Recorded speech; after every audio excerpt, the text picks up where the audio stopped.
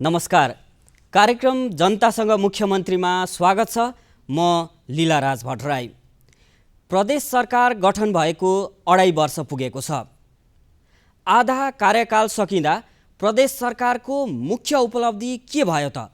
कार्यक्रम जनतासँग मुख्यमन्त्रीमा आज हामी प्रदेश नम्बर 1 का मुख्यमन्त्री शेरधन राईज्यूसँग विशेष कुराकानी गर्दैछौँ।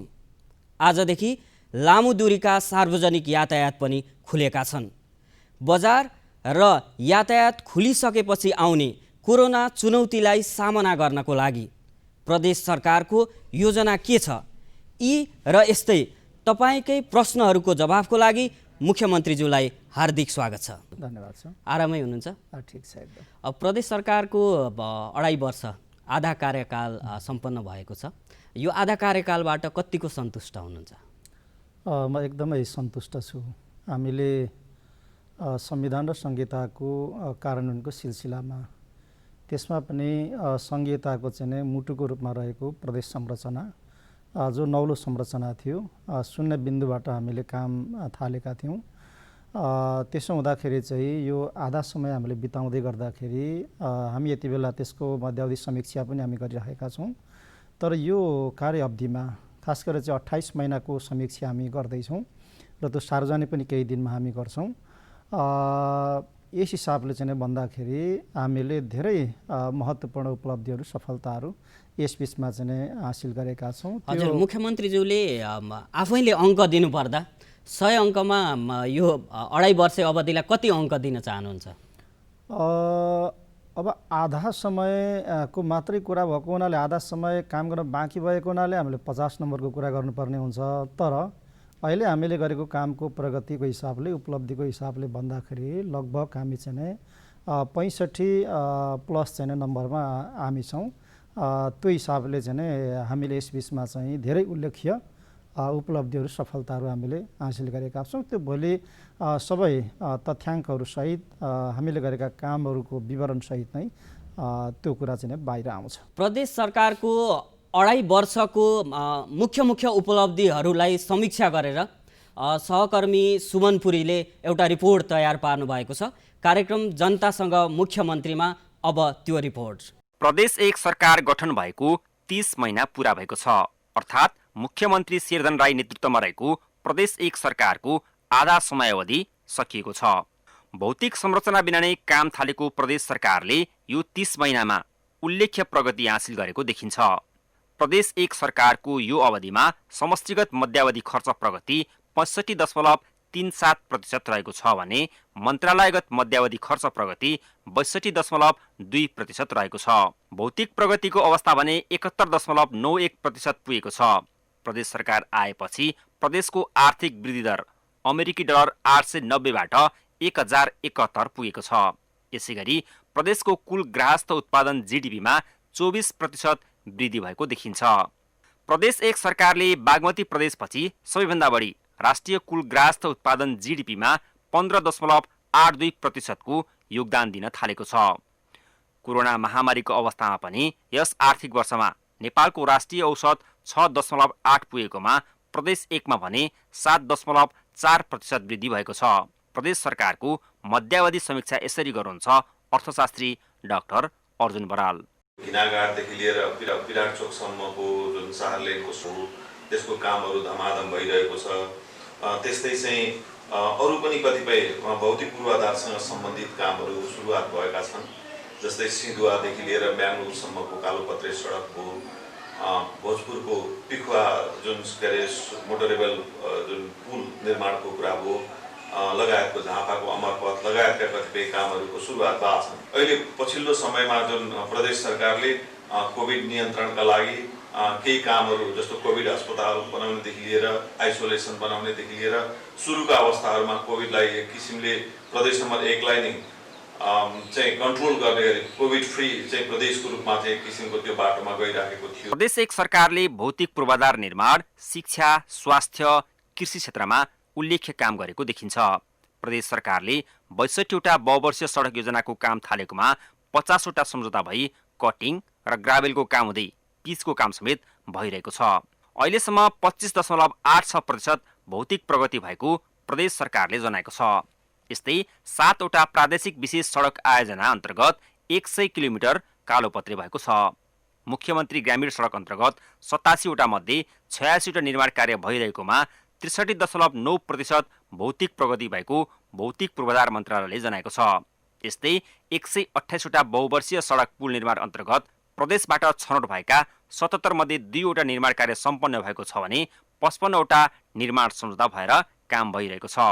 सडक चाहिँ 7000 किलोमिटर सडक चाहिँ अब कालोपत्रे गर्ने भन्ने हैन त्यस्ता एउटा महत्त्वकांक्षी योजनाहरू छन्। त्यहाँ विकास निर्माणका कुराहरू त्यस्तै पछाडि जस्तो आवास अन्तर्गत चाहिँ अब जस्तो अनिवार्य यो फुसको छानालाई विस्थापित गर्ने अनि त्यस पछाडि अब जो एउटा चाहिँ आर्थिक रूपले विपन्न वर्गहरूलाई चाहिँ हैन आवासको व्यवस्था गरिदिने त्यस पछाडि लगेर विद्यालयहरूमा चाहिँ विद्यालयको छाना लगाइदिने त्यस पछाडि चाहिँ सबैभन्दा ठुलो कुरा भनेको चाहिँ के भने सामाजिक विकास समाज कल्याणका कुराहरूमा चाहिँ बढी जोड दिएको देखिन्छ। भौतिक पूर्वाधारसँगै प्रदेश सरकारले स्वास्थ्य शिक्षा क्षेत्रमा समेत उल्लेख्य प्रगति गरेको देखिन्छ। कोभिड-19 को महामारीमा समेत प्रदेश एक सरकारले कोरोना रोकथाम नियन्त्रण र संक्रमितका लागि उपचारमा विशेष काम गरेको देखिन्छ। प्रदेश सरकारले विराटनगरमा आइसियु तथा भेन्टिलेटर सेवा सहितको 100 बेड क्षमताको कोशी अस्पताल कोभिड-19 उपचार केन्द्र तथा अन्य 4वटा स्थानमा उपचार केन्द्र स्थापना गरी सञ्चालनमा ल्याएको छ। यस्तै 4वटा पीसीआर परीक्षण प्रयोगशालाबाट 1 लाख भन्दा बढी जनाको पीसीआर टेस्ट गरिएको छ। प्रदेश एक सरकारले यो बाहेक इनरो अस्पतालमा शल्यक्रिया सहितको आकस्मिक प्रसुति सेवाको स्थापना गरेको छ। यसगरी मेची, उदयपुर, पाँचथर, धनकुटा, भोजपुर र खोटाङका अस्पतालहरूमा पाठेघरको मुखको क्यान्सर परीक्षण तथा उपचार सेवा सुरु गरेको छ। सबै जिल्ला अस्पतालमा अत्याधुनिक ल्याब सेवा सहित डिजिटल एक्सरे सेवा र धनकुटा अस्पतालमा प्रदेश सरकारको सहयोगमा अक्सिजन प्लान्ट निर्माण गरेको छ। मुख्यमन्त्रीज्यू, अब प्रदेश सरकारको मुख्य कामहरूको समीक्षा गरेर यो रिपोर्टमा प्रस्तुत गरियो। अब यो रिपोर्टमा जसरी जुन किसिमले काम भइरहेको छ भनेर देखाइएको छ त्यसको प्रत्यक्ष अनुभूति जनताले कहिलेदेखि गर्न पाउँछन् होला, कसरी पाउँछन्? जनताले अनुभूति गर्न थालिसक्नु भएको छ। किनभने प्रत्यक्ष जनताहरूको आँखा अगाडि नै चाहे त्यो घिनाघाट विराट चोकको चाहिँ सडक होस्, चाहे 62वटा बहुवर्षीय सडकहरू हुन्, चाहे 87वटा मुख्यमन्त्री ग्रामीण सडकहरूको कुरा होस्, वा हामीले संयौंको सङ्ख्यामा चाहिँ सुरु गरेका सडक पुलहरूको कुरा होस्, वा कृषि क्षेत्रमा, स्वास्थ्यको क्षेत्रमा, शिक्षाको क्षेत्रमा, खेलकुदको क्षेत्रमा र अन्य सामाजिक न्यायको क्षेत्रमा हामीले चाहिँ जुन प्रकारले यो रिपोर्टमा उल्लेख भएको छ ती मतलब हामीले चाहिँ थालेका सुरु गरेका कामहरू जनताहरूको प्रत्यक्ष आँखा अगाडि सुरु भएका छन् र जनताले धेरै ठुलो चाहिँ उत्साह पनि व्यक्त गरेका छन्। ठुलो एउटा विश्वास चाहिँ पैदा भएको कुरा पनि व्यक्त चाहिँ गरिरहनु भएको छ नागरिकहरूले। किनभने यति छिटो यति चाँडै आफ्नै अगाडि यस प्रकारको विकास पहिला कहिल्यै भएको थिएन। सङ्घीयतामा देश गएपछि र प्रदेश तहको चाहिँ सरकार बनिसकेपछि आफ्नै आँखा अगाडि फटाफट कामहरू भइराखेका छन्। यस प्रकार चाहिँ जनताले त्यो अनुभूति गरि नै सक्नु भएको छ र चाँडै नै यी निर्माणाधीन कामहरू चाहिँ सम्पन्न हुने र ती मतलब चाहिँ पूर्वाधारहरूलाई जनताले चाहिँ प्रत्यक्ष रूपमा त्यसलाई उपभोग गरेर त्यसलाई प्रयोग गरेर चाहिँ लाभ लिने गरिकन हामी समयमै हाम्रो कार्यकालभित्र ती कामहरू सम्पन्न गरिकन सरकार चाहिँ अब अगाडि बढ्छ। यो मध्यावधि समीक्षाको चाहिँ रिपोर्ट यसको चाहिँ जगमाथि उभिएर तीव्र गतिमा चाहिँ सरकार अब अगाडि बढ्छ। जस्तो 5 वर्ष कार्यकाल सकिँदाखेरि प्रदेश नम्बर 1 का जनताले यो चाहिँ खास गरी प्रदेश सरकारले गर्यो भनेर 5वटा सम्झिन लायक के चाहिँ काम हुन्छन् होला? सडक यातायातको चाहिँ क्षेत्रमा हामी कालोपत्री सडकहरू चाहिँ धेरै ठुलो मात्रामा हामी तयार गर्छौँ। नम्बर 1 जनताले सडकमा प्रदेश सरकारलाई प्रत्यक्ष रूपमा देख्न सक्नुहुनेछ। दोस्रो सडक पुलहरूमा पनि देख्न सक्नुहुनेछ। यो यातायातसँग चाहिँ जोडिन्छ। यो त्यसपछि नागरिकहरूले प्रत्यक्ष रूपमा शिक्षा क्षेत्रमा हामीले अनलाइन शिक्षालाई हामीले उच्च प्राथमिकतामा राखेका छौँ। अहिलेको सामुदायिक विद्यालयहरूको शिक्षालाई चाहिँ त्यहाँको गुणस्तरलाई सुधार गर्नको निम्ति हामीले पर्याप्त मात्रामा हामीले चाहिँ बजेट र कार्यक्रम र त्यो अहिलेको मतलब आइटीलाई हामीले शिक्षा क्षेत्रमा हामीले प्रयोग चाहिँ गर्न हामीले सुरु गरेका छौँ र त्यहाँ पनि प्रत्यक्ष रूपमा जनताले त्यो अनुभूति प्राप्त गर्नुहुनेछ।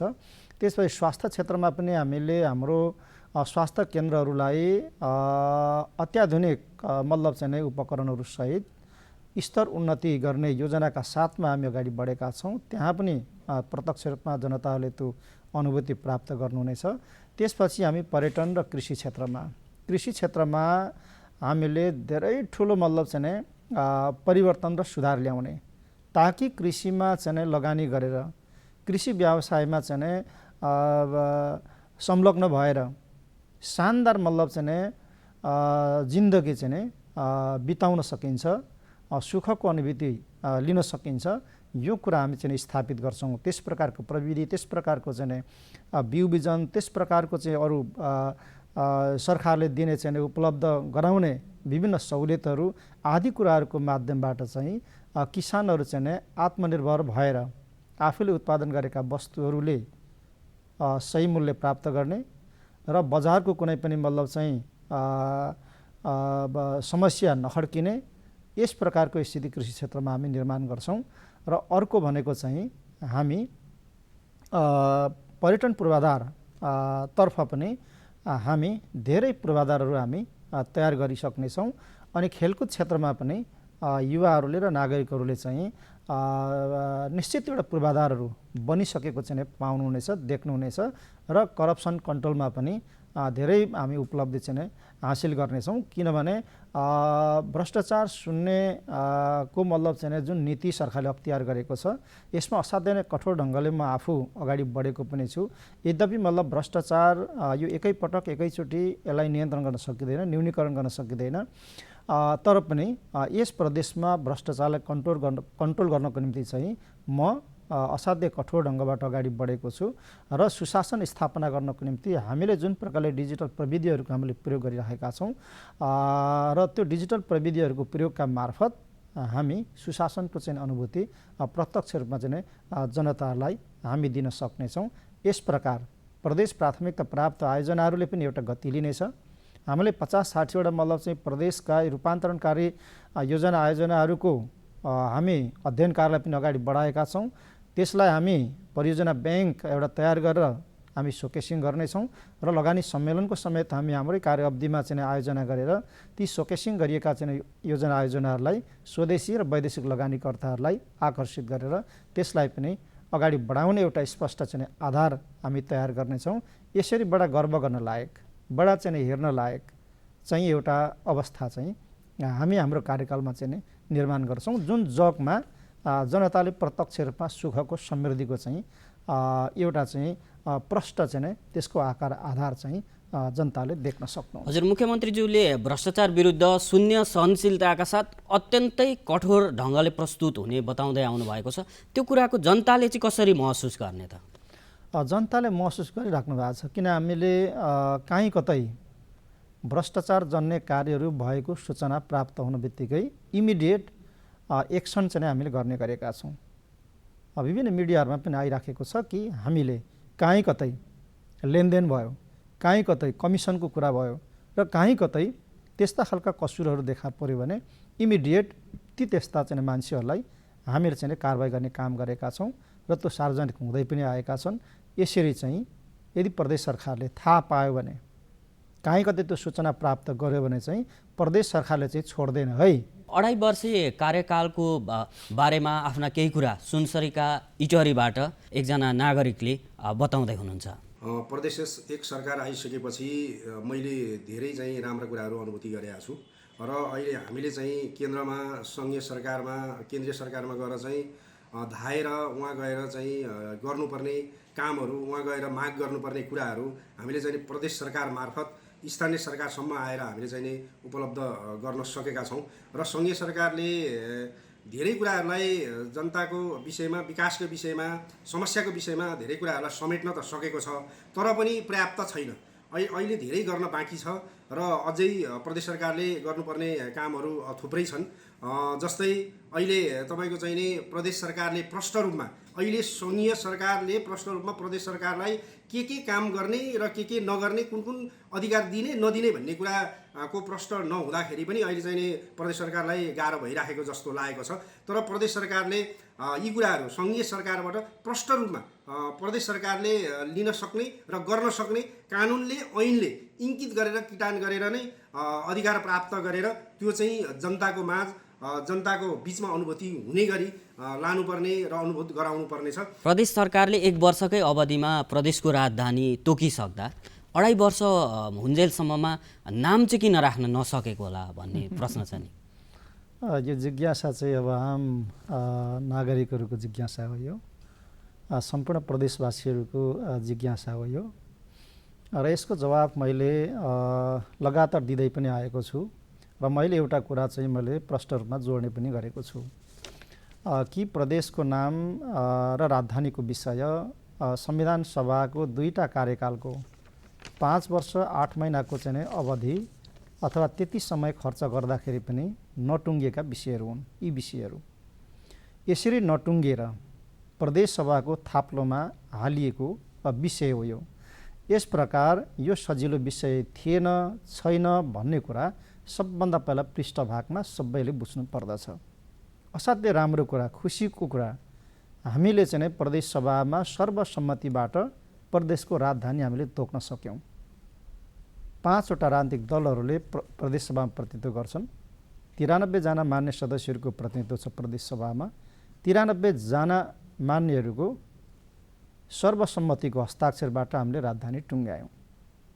त्यसपछि नामको विषय हामीले थाती राख्यौँ। नामको विषयमा न त सरकारलाई दोष थोपरेर कसैले उम्कन पाउँछ, न त सरकारले कसैलाई दोष लगाएर पन्सिन मिल्छ। प्रदेश सभामा प्रतिनिधित्व गर्ने 5 वटा राजनीतिक दलहरू बैठक बसेर माइनोटली नै हामीलाई नामको विषय टुङ्ग्याउन अलिकति समय हामीलाई लाग्छ। आफ्नो आफ्नो दलमा छलफल र परामर्श गर्न हामीलाई अलिकति समय चाहिन्छ। त्यसैले अहिले हामीले राजधानी टुङ्ग्याउँ। राजधानी जसरी हामीले सर्वसम्मतिबाट हामीले टुङ्ग्याउने एउटा तहमा हाम्रो समझदारी भयो, त्यसै प्रकारले चाहिँ नामको विषयमा पनि हामी समझदारीमा पुग्नुपर्छ। समझदारीको आधार बिन्दुहरूको खोजी गर्नुपर्छ र नामाङ्कनको विषय टुङ्ग्याउनुपर्छ भन्ने निष्कर्षसहित माइन्युटली हामीले समझदारी गरेर थाती राख्यौँ। त्यो विषयलाई खास समस्या चाहिँ के हो यसरी थाती राख्नमा? समस्या छैन, हामी त्यही प्रक्रियामा छौँ। छलफल र परामर्शको प्रक्रियामा अगाडि बढ्दै गर्दा हामीले अघिल्लो मतलब चाहिँ पटकको हिउँदे अधिवेशनमा नै प्रदेशको नामाङ्कनको विषय टुङ्ग्याउने हामीले बाचा गरेका थियौँ। हामीले सुरुको पहिलो दिनको सभालाई सम्बोधन गर्दाखेरि सबैले त्यो प्रतिबद्धता हामीले जाहेर गरेका थियौँ। तर अचानक कोभिड आयो। कोभिडका कारणले प्रदेश सभाको बैठक नै स्थगन गर्नुपर्ने खालको चाहिँ अवस्था बन्यो। हामीले बर्खे अधिवेशन आयोजना गऱ्यौँ। त्यो बर्खे अधिवेशन बजेट अधिवेशन थियो। त्यो बजेटमा केन्द्रित भएर हामीले टुङ्ग्याउनु पर्ने एउटा बाध्यकारी अवस्था थियो कोभिडकै कारणले। त्यसो हुँदा हामी नामाङ्कनको विषयमा प्रवेश गर्न सकेनौँ। त्यसैले अब कोभिड-19 को चाहिँ यो महामारीको यो प्रकोप सामान्य हुँदै जाने अवस्थामा हामी तत्कालै यो विषयमा प्रवेश गर्छौँ। तर मैले फेरि अघि भने यो त्यति सजिलो विषय चाहिँ छैन यो। तथापि हामी यो नामको विषयमा चाहिँ हामी छलफलमा प्रवेश गर्छौँ र एउटा सहमतिको आधार बिन्दु तय गरेर आगामी मतलब प्रदेश सभाको चाहिँ अधिवेशनबाट टुङ्ग्याउने हिसाबबाट अब सरकारको प्रमुखको हैसियतले मैले एउटा सहजकर्ताको भूमिका खेल्छु। सभामुखले पनि त्यसको चाहिँ अगुवाई गर्नुहुन्छ। सबै राजनीतिक दलहरू जिम्मेवार भएर हामी छलफल गर्छौँ र सहमतिको आधार बिन्दु तय गरेर हामी यसलाई चाहिँ टुङ्ग्याउनेतर्फ अब हामी चाहिँ लाग्छौँ। जनतासँग मुख्यमन्त्रीमा अब भने इलामबाट रोमनाथ नेपाल प्रश्न गर्न चाहनुहुन्छ। मुख्यमन्त्रीज्यूलाई मेरो एउटा प्रश्न, यो कोरोना भाइरस कोभिड-19बाट बच्नका लागि होम आइसोलेसनमा बस्दा आफू र आफ्नो परिवारलाई कसरी सुरक्षित राख्न सकिन्छ? मुख्यमन्त्रीज्यूलाई मेरो यही प्रश्न। उहाँको यो प्रश्न भने हामीले बिपी कोइराला स्वास्थ्य विज्ञान प्रतिष्ठान मेडिसिन विभागका प्रमुख डाक्टर सञ्जीव शर्मासँग राख्दैछौँ। अहिले उहाँ हाम्रो टेलिफोन सम्पर्कमा हुनुहुन्छ। डाक्टर साहब नमस्कार। नमस्कार हजुर। नमस्कार। यहाँ कार्यक्रम जनतासँग मुख्यमन्त्रीमा हुनुहुन्छ। यो कार्यक्रममा एकजना सहभागीले होम आइसोलेसनमा बस्दा के कुरा चाहिँ ध्यान दिनुपर्छ भन्ने कुरा राख्नु भएको छ। डाक्टर साहब यो विषयमा प्रस्ट्याइदिनुहोस् न। धन्यवाद प्रश्नको लागि। नमस्कार सम्माननीय मुख्यमन्त्रीज्यू। यसमा मुख्य कुरा हामीले दुईटा ध्यान दिनुपर्छ। होम आइसोलेसनमा बस्दा आफू जो सङ्क्रमित व्यक्तिबाट अरू व्यक्ति कसैमा पनि यो भाइरस यो कोरोना नसरोस् भन्नको लागि सङ्क्रमित व्यक्तिले र उहाँसँगै बस्ने व्यक्तिहरूले त्यही घरमा बस्ने व्यक्तिहरूले दुईटा कुरा ख्याल गर्नुपर्छ। एउटा कुरा सङ्क्रमित व्यक्तिले बोल्दा हाच्छिउँ गर्दा खोक्दा यो रोग उहाँबाट अरूमा नसरोस् भनेर उहाँले पनि मास्कको सही प्रयोग र अरूले पनि मास्कको सही प्रयोग गर्नुपर्छ। दोस्रो कुरा सङ्क्रमित व्यक्तिले सकिन्छ भने छुट्टै कोठामा बस्नुपर्छ। सकिँदैन हाम्रो एउटै घरमा बस्नुपर्ने बाध्यता या एउटै कोठामा बस्नुपर्ने बाध्यता छ भने त्यसमा सकेभर 1 देखि 2 मिटरको दूरीमा बस्ने र मास्कको प्रयोग सदैव गरिराख्ने। तेस्रो कुरा यदि हामी सकिन्छ छुट्टै हाम्रो बाथरुम छ भने छुट्टै बाथरुम प्रयोग गर्ने सङ्क्रमित व्यक्ति र अरू सङ्क्रमित नहुनु भएको व्यक्तिले। यदि सकिँदैन भने एउटै बाथरुम सबैले प्रयोग गर्नुपर्ने बाध्यता छ भने शौचालय एउटै प्रयोग गर्नुपर्ने बाध्यता छ भने त्यतिखेर सङ्क्रमित व्यक्ति सकेभर अरू घरको सबै परिवार शौचालय गइसकेपछि जाने र उहाँले शौचालय गरिसकेपछि त्यो शौचालयलाई सफाइ गरिदिने। साबुन पानीले गरे भइहाल्छ या त डिटर्जेन्ट कुनै पनि लिएर सफाइ गर्दै हुन्छ र उहाँले जुन ढोकाहरूका ह्यान्डलहरू प्रयोग हुन्छन् तिनीहरूलाई पनि साबुन पानीले सफा गरिदिने या त सेनिटाइजरले सफा गरिदिने। त्यसो गर्दा उहाँबाट त्यो सङ्क्रमित जुन भाइरसहरू आएर ढोकाको ह्यान्डलमा अन्त बसेका हुन्छ त्यो मर्दछन्। र सँगसँगै हामीले के चाहिँ ख्याल गर्नुपर्छ भने यदि ज्वरो आएको छ खोकी धेरै लागेको छ स्यास्या भएको छ भने चाहिँ तुरुन्तै अस्पताल सम्पर्क गरेर त्यहाँ अस्पताल जानुपर्ने हुन्छ। जानकारीको लागि डाक्टर साहबलाई धेरै धेरै धन्यवाद।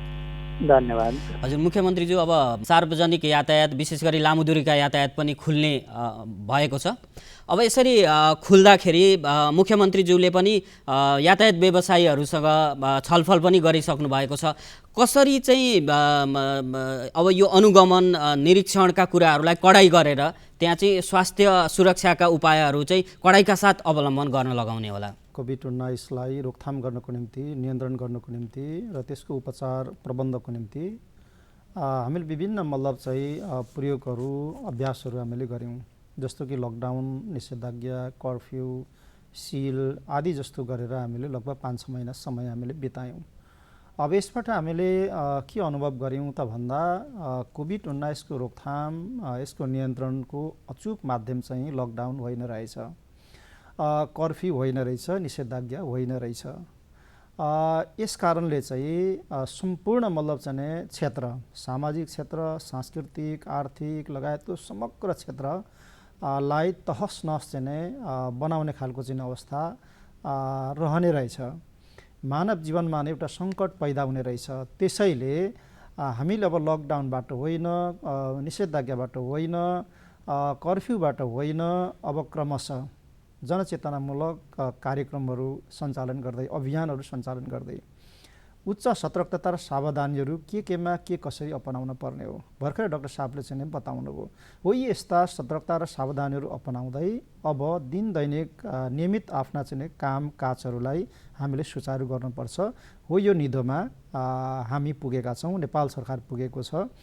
यस कारण चाहिँ अब केही दिन पछाडि सार्वजनिक यातायातहरू सुचारू हुँदैछन्। मैले 2 दिन अगाडि मात्रै यस प्रदेशका सबै चाहिँ यातायात व्यवसायी त्यसका प्रमुखहरूसँग मैले लामो छलफल चाहिँ चलाएको छु र हामी एउटा निष्कर्षमा चाहिँ पुगेका छौँ। कार्यक्रम जनतासँग मुख्यमन्त्रीमा अब भने मोरङको बुढी गङ्गाबाट डम्बर हिम्माङ प्रश्न गर्न चाहनुहुन्छ। मुख्यमन्त्रीजी नमस्कार, मेरो नाम डम्बर हिङमाङ हो। म बुढी गङ्गा 2 टङ्की सुनबारीमा बस्छु। मेरो प्रश्न हजुरलाई यो छ कि अहिले यो कोभिड-19ले विश्व नै आक्रान्त बनाएको बेला हाम्रो नेपालमा पनि यति धेरै फैलिएको छ हैन। यो औद्योगिकहरू व्यवसायहरू भित्र रूपमा सञ्चालन भइरहेको छ। यसमा तपाईँहरूले उपयुक्त मापदण्ड पुरा नगरेको अवस्थामा पनि यो सञ्चालन भएको कारणले यो कोरोना भाइरस निकै नै बुढीगङ्गा 2 मा अझ बढी नै फैलिएको छ। यसको केही सोच्नु भएको थियो कि छ कि छैन तपाईँहरूले? तोकिएका मापदण्डहरू असाध्यै गम्भीरतापूर्वक त्यो पालना गर्नुपर्छ। त्यो चाहे उद्योग हाम्रो चाहिँ कल कारखानाहरूमा होस् वा कुनै पनि अफिसमा होस् वा कुनै पनि मतलब चाहिँ घर आँगनमा होस् वा हामीले अब यातायातका चाहिँ साधनहरू हामी सञ्चालन गर्दैछौँ। बिस्तारै हामीले स्कुल कलेजहरू पनि खोल्दै जानुपर्ने हुन सक्दछ। तर हामीले तोकिएको मापदण्ड, त्यो अनुशासन, त्यो प्रोटोकल चाहिँ कडा गर्नै पर्छ। यो कोभिडले कसैलाई छोड्दैन भन्ने कुरा त सबैले थाहा भइसक्यो नि। यसले उद्योगपतिहरूलाई चाहिँ यो कोभिडले सङ्क्रमित गर्दैन, ठुला मान्छेहरूलाई चाहिँ यसले छुँदा पनि छुँदैन, यसले गरिबहरूलाई लखेड्छ, यस्तो होइन नि। त्यसो हुँदाखेरि चाहिँ जुनसुकै ठाउँमा लापरवाही गर्ने कुरा, जिद्दी गर्ने कुरा अनि आफू खुसी त्यतिकै चाहिँ सबै प्रकारका चाहिँ सजगता सावधानीहरू नअपनाइकन हिँड्ने, चल्ने, खाने, बस्ने कुरा भुलेर पनि कसैले गर्नै हुँदैन। काहीँ कति यस्तो भइराखेको रहेछ भने हामीले अनुगमनको प्रबन्धहरू हामीले गरेका छौँ जिल्ला जिल्लामा। त्यो स्थानीय तहमा पनि अनुगमनका संयन्त्रहरू छन्। ती ठाउँहरूको अनुगमन गरिनेछ। हामीले बेलैमा चाहे त्यो सिसिएमसीको केन्द्रको बैठकबाट होस्, चाहे प्रदेशको मतलब चाहिँ पिसिसिएमसीको चाहिँ बैठकबाट होस्, चाहे जिल्लाको मतलब सिसिएमसीको बैठकबाट होस् वा स्थानीय तहको मतलब त्यो बैठकबाट होस्, हामीले राम्ररी सबैले बुझ्ने गरिकन उद्योग धन्दाहरूलाई सञ्चालन गर्दै गर्दा, कुनै पनि विकास निर्माणका कामहरू हामीले सञ्चालन गर्दै गर्दा, श्रमिकहरूको प्रयोग गर्दा सकेसम्म बाहिरबाट कुनै पनि श्रम शक्तिको प्रयोग नगर्ने, श्रम शक्ति स्थानीय प्रयोग गर्ने र त्यो प्रयोग गर्दाखेरि पनि सावधानीको कुराहरू, ग्लोभ्सका कुराहरू, मतलब चाहिँ मास्कको कुराहरू, सेनिटाइजरको कुराहरू, त्यसपछि त्यही मतलब चाहिँ क्वारेन्टाइनको कुराहरू र अहिले त यति बेला त प्रत्येक उद्योगमा, प्रत्येक ठाउँमा आफैले नै आइसोलेसन वार्डहरू पनि बनाउनुपर्छ भन्ने तहसम्मको निर्णयहरू, योजनाहरू बनेका छन्। हो, यी कुराहरूलाई चाहिँ अब सबैले पालना गर्नुपर्छ। तब मात्रै कोभिडलाई हामी चाहिँ नै पराजित गर्न सक्छौँ। नत्र काहीँ एक ठाउँमा सावधानी अपनाएर, सजगता अपनाएर अनि अर्को ठाउँमा लापरवाही चाहिँ गरेर यो कोभिड चाहिँ नियन्त्रणमा आउन सक्दैन। हामीले यस बिचमा एउटा अभियान पनि हामीले सुरु गर्दैछौँ। त्यसको पाइलट मतलब चाहिँ परियोजनाको रूपमा हामीले झापा मोरङ र सुनसरीमा 600 शिक्षकहरूलाई एक व्यक्ति एक आँगन कार्यक्रम अन्तर्गत हामी परिचालन गर्दैछौँ। ती शिक्षकहरू 21 दिन परिचालित हुनुहुनेछ र उहाँहरू प्रत्येक चाहिँ घरको आँगनमा पुग्नुहुनेछ र सबै परिवारका मान्छेहरूलाई उहाँले बाहिर आँगनमा निस्किन उहाँले भन्नुहुनेछ। सामाजिक दूरी कायम गरेर बस्न उहाँले आग्रह गर्नुहुन्छ र कोभिड-19 का बारेमा उहाँले बुझाउनुहुन्छ। त्यो ब्रोसर उहाँले बाँड्नुहुन्छ, अरू कुराहरूको मतलब चाहिँ काउन्सिलिङ गर्नुहुन्छ। यस प्रकार अब घर घरमा जनचेतना फैलाएर, प्रत्येक मतलब चाहिँ ठाउँ ठाउँमा जनचेतना फैलाएर कोभिडलाई हामीले चाहिँ नियन्त्रण गर्ने एउटा प्रभावकारी उपाय यो हुन सक्दछ भनेर परीक्षणको निम्ति एउटा यो अभ्यास पनि प्रदेश सरकारले चाहिँ केही दिनबाट सुरु गर्दैछ। त्यसको चाहिँ एक्सन प्लान बनाएर हामीले सम्बन्धित सामाजिक विकास मन्त्रालय र स्थानीय पालिकाहरूमा हामीले चाहिँ त्यो सर्कुलर चाहिँ हामीले गरिसकेका छौँ। ताप्लेजुङबाट देवराज गुरुङ प्रश्न गर्न चाहनुहुन्छ। मुख्यमन्त्रीज्यू नमस्कार, म देवराज गुरुङ, मानव अधिकार कर्मी, ताप्लेजुङ। कोरोनाको महामारीको बेलामा चाहिँ खास गरी नागरिकहरूलाई मनोपरामर्श दिनका लागि अर्थात् उनीहरूको आत्मबल बढाउनका लागि चाहिँ हटलाइनको व्यवस्था गर्ने, स्वयंसेवक परिचालन गर्ने र मनोपरामर्श सेवा चाहिँ उपलब्ध गराउने भनेर भन्नुभएको थियो। तर अहिलेसम्म चाहिँ त्यो अनुभूति हुने गरी हामीले त्यो किसिमको सेवा सुविधा उपभोग गर्न पाइरहेका छैनौँ। यो विषय कहाँ पुग्यो? वास्तवमा अगाडि हामीले केही कुराहरू भनेका पनि छौँ, त्यहीसँग चाहिँ जोडेर त्यसको व्यवहारिक र कार्यान्वयनको कुरा उहाँले जोड्नुभएको छ। यो निकै गम्भीरै कुरा छ र सामाजिक मतलब चाहिँ मनोपरामर्शको निम्ति हामीले सामाजिक विकास मन्त्रालयमा एउटा हटलाइन मतलब चाहिँ सञ्चालन गरेर त्यसलाई चाहिँ अगाडि बढाउने भनेर हामीले निर्देशन गरेका छौँ। सायद त्यो अब सामाजिक विकास मन्त्रालयले त्यो व्यवस्था गर्दै होला। त्यसपछि हामीले अघि मैले भने कि हामी घर घरमा नै आँगन आँगनमा नै शिक्षकहरू जसले मतलब चाहिँ समाजमा सबभन्दा चाहिँ पहिलो एउटा मतलब चाहिँ शिक्षाको एउटा उज्यालोको एउटा त्यो प्रकाशको एउटा अगुवाई चाहिँ टिचरहरूले गर्नुहुन्छ। उहाँहरूलाई नै प्रमुख एउटा अभियान्ता बनाएर हामीले आँगन आँगनमा पुर्याउने घर घरमा पुर्याउने हामीले अभियानको घोषणा गरेका छौँ। हजुर कहिलेदेखि सुरु हुन्छ मुख्यमन्त्रीज्यू यो केही दिनमा यसको तयारीको काम लगभग सकिएको छ। बजेट हामी अबको 2 दिनभित्रमा हामी रिलिज गर्छौँ। त्यो स्थानीय पालिकामा जान्छ। हामी सेनिटाइजर, मास्क, ब्रुसर लगायतको चाहिँ चिजहरूको बन्दोबस्त प्रदेश सरकारले गर्छ। त्यो स्थानीय पालिकाहरूले चाहिँ मास्कको खरिद गर्नुहुन्छ, सेनिटाइजरको खरिद गर्नुहुन्छ, ब्रुसर प्रदेशले उपलब्ध गराउँछ। पहिचान स्वरूप केही चिन्हहरू अभियन्ताहरूको निम्ति प्रदेश सरकारले चाहिँ उपलब्ध गराउँछ। यस प्रकार चाहिँ त्यो अभियान हामीले भन्दा निर्णय गर्दा यही मतलब चाहिँ आजैको दिनबाट हामीले चाहिँ सुरु गर्ने हामीले भनेका थियौँ। तर अलिकति त्यसको तयारी व्यवस्थापनको काम नसकिने भएको हुनाले सकेसम्म छिटो हामीले भनेका छौँ, शीघ्र हामीले भनेका छौँ र त्यो अभियान सुरु हुन्छ।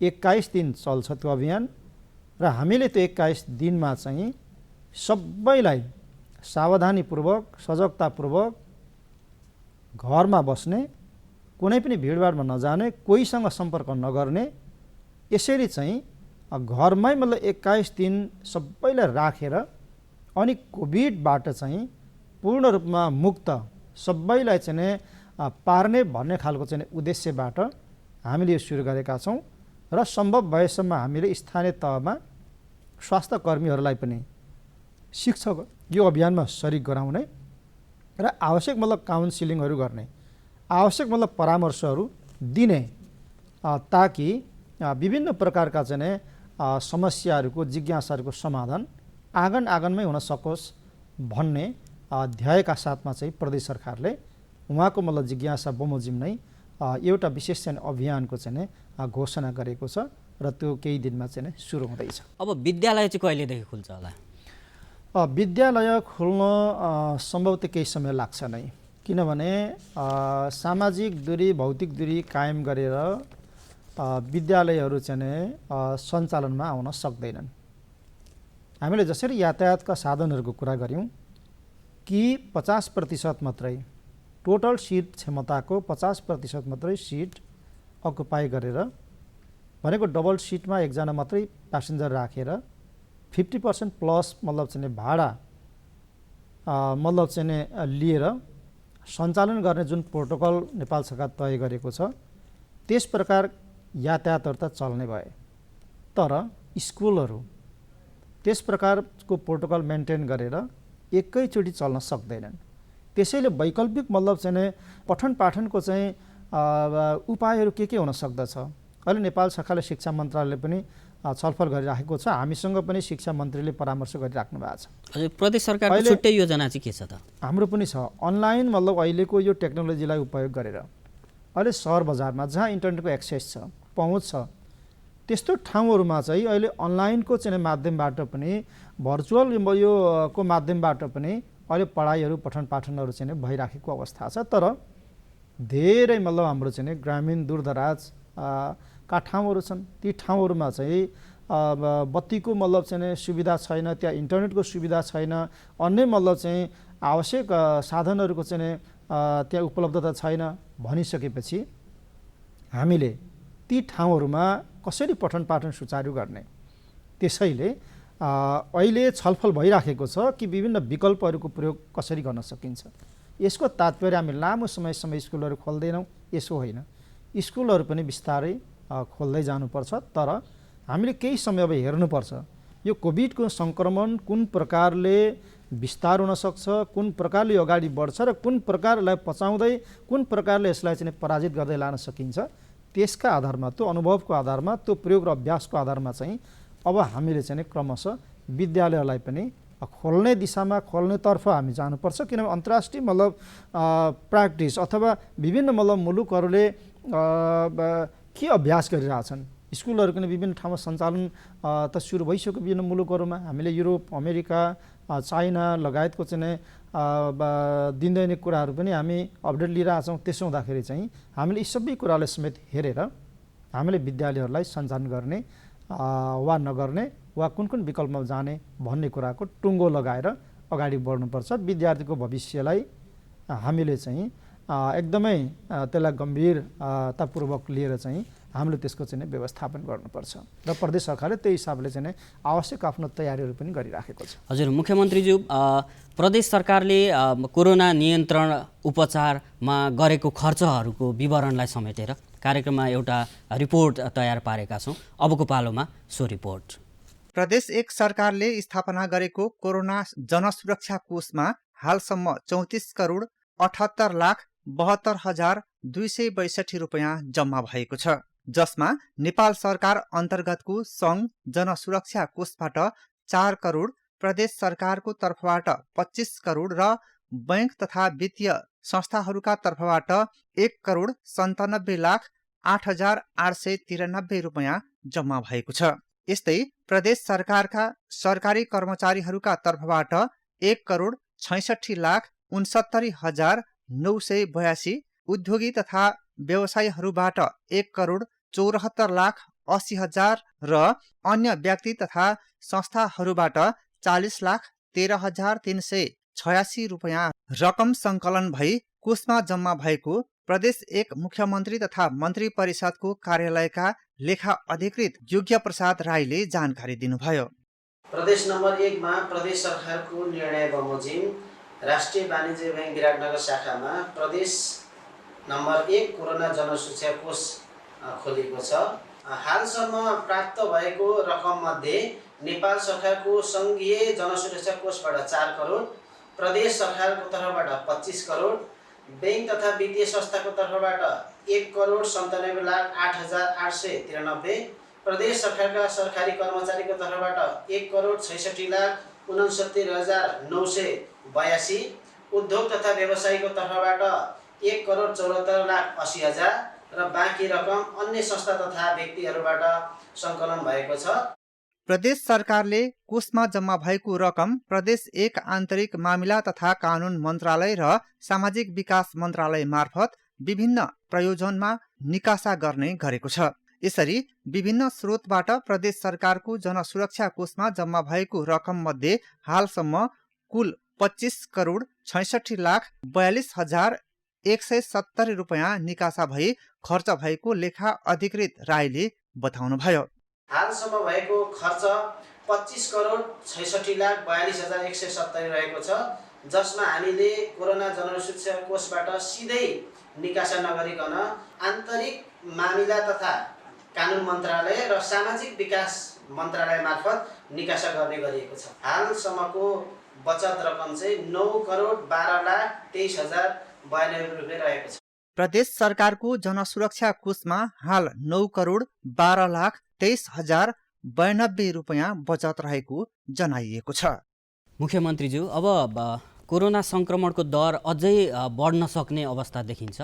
अब त्यसलाई नियन्त्रण गर्नको लागि दात्री संस्थाहरूसँग, गैर सरकारी संस्थाहरूसँग के कसरी समन्वय गरेर अझै सहयोग जुटाउने योजना छ? यो सङ्क्रमण अब बढ्दै जाने कुरा त्यो निश्चित छ। हामी त्यो सिधा अनुमान गर्न सक्छौँ। यसले लामो समयसम्म हामीलाई सताउनेछ। त्यसो हुँदा हामीले विभिन्न प्रकारका उपायहरू हामीले अवलम्बन गर्नुपर्छ, जो क्रमशः चाहिँ हामी विभिन्न अभ्यास प्रयोगहरूको अनुभवहरूको माध्यमबाट हामी अगाडि पनि बढ्दैछौँ र अब खुला ढङ्गबाट सँगसँगै अब लुकेर होइन, थुनिएर होइन, घरभित्र मतलब चाहिँ बसेर होइन, अब हामी सडकमा, कामकाजमा सबै खालका चाहिँ गतिविधिहरूमा पनि सामेल हुँदै कोभिडलाई सँगसँगै लिएर जानुपर्नेछ, यसलाई पराजित गर्नुपर्नेछ, नियन्त्रण गर्नुपर्नेछ। यसो हुँदाखेरि चाहिँ विभिन्न प्रकारका अबका उपायहरू हुन सक्दछन्। जसरी पहिला हामीले स्विस सरकार र तिब्बत सरकारबाट हामीले ठुलो मात्रामा हामीले चाहिँ स्वास्थ्य सामग्रीहरू हामीले चाहिँ प्राप्त गऱ्यौँ अनुदानको रूपमा। झनै मतलब चाहिँ 8 करोड बराबरको सहयोग, भेन्टिलेटर, PCR मेसिन, अन्य मतलब चाहिँ नि स्वास्थ्य सामग्रीहरू हामीले तिब्बत सरकारबाट हामीले अनुदान सहयोग प्राप्त गऱ्यौँ। 10 करोडभन्दा बढीको मतलब चाहिँ नि सामग्रीहरू, तो भेन्टिलेटर, बेडहरू, अब PCR मेसिन, अरू थुप्रै मतलब चाहिँ सामग्रीहरू हामीलाई सुई सरकारबाट प्राप्त भएको छ। यसरी सुरुबाट नै हामीले चाहिँ विभिन्न मतलब दात्री निकायहरू, विभिन्न मतलब चाहिँ मुलुकहरूसँग सम्पर्क र सम्बन्ध बढाउने, कुराकानीहरू चाहिँ राख्ने, त्यसका आधारमा अनुदान लिने काम हामीले चाहिँ सुरुबाटै गर्दै गरेका छौँ र अहिले पनि जीवन्त हामी चाहिँ ती मुलुकहरूसँग हामी सम्पर्कमा छौँ र आगामी दिनहरूमा पनि ठोस ढङ्गबाट अब आजको आवश्यकता हाम्रो के हो, अब भोलि हामीलाई मतलब के आवश्यकता पर्न सक्दछ, त्यसै प्रकारले चाहिँ हामी आफ्नो मतलब चाहिँ योजना बमोजिम हामी ती मतलब चाहिँ मुलुकहरूसँग, ती दात्री मतलब चाहिँ निकायहरूसँग, संस्थाहरूसँग चाहिँ हामी अनुदान सहयोग चाहिँ को हामी माग गर्छौँ र मलाई विश्वास छ कि हामीलाई निरन्तर रूपमा त्यस प्रकारको चाहिँ सहयोग प्राप्त हुनेछ र हाम्रो जनसुरक्षा कोषमा पनि रकमहरू मतलब जम्मा गर्ने क्रम पनि त्यो जारी छ, किनभने यो कोभिड-19 को विरुद्धमा हामीले निरन्तर सङ्घर्ष गर्नुपर्नेछ, यसमा जित्नुपर्नेछ। त्यसो हुँदाखेरि चाहिँ अहिले पनि यस कोषमा चाहिँ विभिन्न व्यक्ति, संस्था, समूह आदिहरूको माध्यमबाट चाहिँ यो कोषमा रकम जम्मा गर्ने काम चाहिँ अहिले पनि चाहिँ जारी छ। हजुर, अब प्रदेश सरकारकै योजना र सहयोगमा स्थानीय तहहरूमा आइसोलेसन कतिपय ठाउँहरूमा निर्माण भइसके, कतिपय ठाउँहरूमा निर्माण भइरहेको छ। अब त्यसलाई सञ्चालन गर्नको लागि चाहिँ प्रदेश सरकारको के कस्तो सहयोग रहन्छ?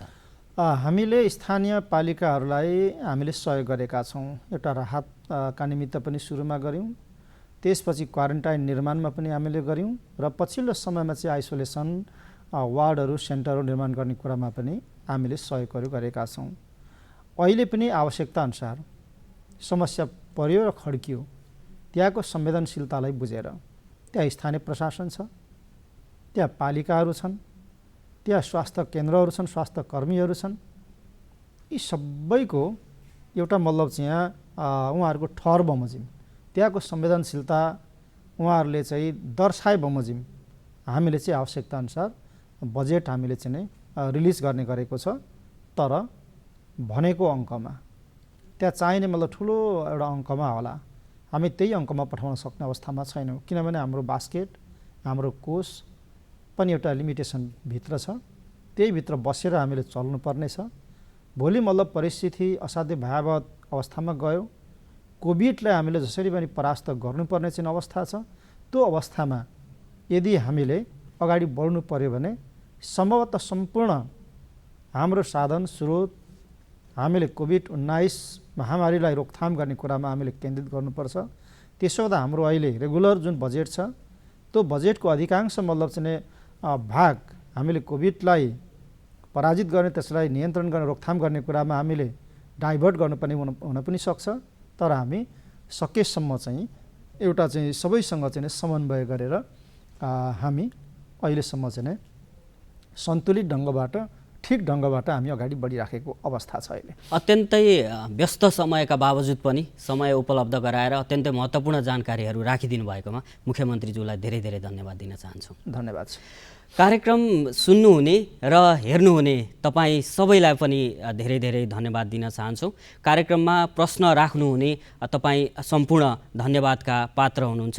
कार्यक्रम उत्पादन समूहका साथीहरू सुमन पुरी, भूमिराज पराजुली र सम्पूर्ण प्राविधिक मित्रहरूलाई धेरै धेरै धन्यवाद दिँदै आजको कार्यक्रमबाट कार्यक्रम सञ्चालक म लीलाराज भट्टराई बिदा माग्छु। नमस्कार।